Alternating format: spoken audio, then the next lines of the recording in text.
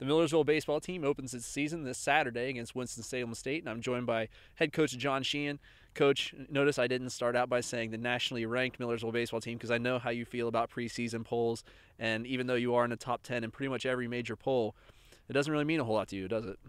It can't this time of year. We have to go out and focus on what our needs are right now, and that's playing good defense and throwing strikes and making sure we don't have any outs on our lineup.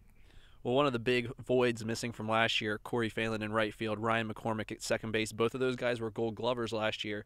You have Evan King stepping in at second base, but there's a spot open in one of the corner outfield positions. Who's going to take over that job? Well, that's something we need to look at in the next 2 or 3 weekends, and we've got 3 or 4 guys that are working on winning that job. And Mark Morano got quite a bit of time, and he looks to be probably the opening day guy this weekend. But Kurt Siders is right there also looking for some time, and we're trying to find a place for Los Medina in the lineup on a consistent basis. He swung the bat really well the last few weeks. And also newcomer David Pine, and he's an athletic kid who can catch, but we're looking to find a way to get his left-handed bat in there somewhere.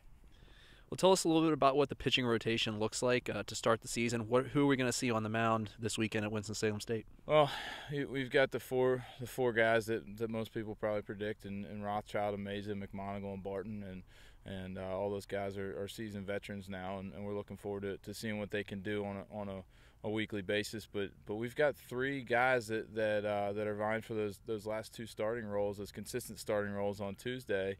And not to say that the conference roles are all wrapped up either, because if somebody emerges, we've got to make a change there. But I'm really looking forward to seeing what Pat Kelly can do. He's been very, very consistent this year in the fall and also in the last couple of weeks in the spring here.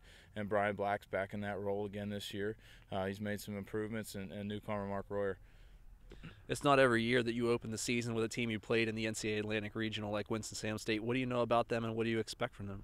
They're a consistent team. They're playing in the CIAA, so it's kind of hard sometimes to gauge their level of play, but they've played very well the last weekend against a good Armstrong Atlantic team. So we know they're not going to be a team that's going to come out and not play hard. We know they're going to come out hard. They've got some athletic kids, and they got a couple pretty good arms. So we're looking forward to challenge. They got a real good club.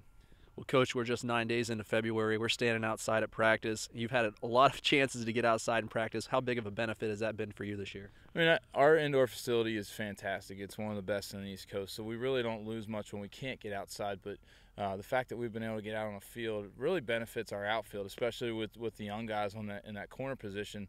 They're getting balls off the bat and getting reads in inter-squad games and during batting practice. They typically don't get this time of year, so it's really benefited those guys.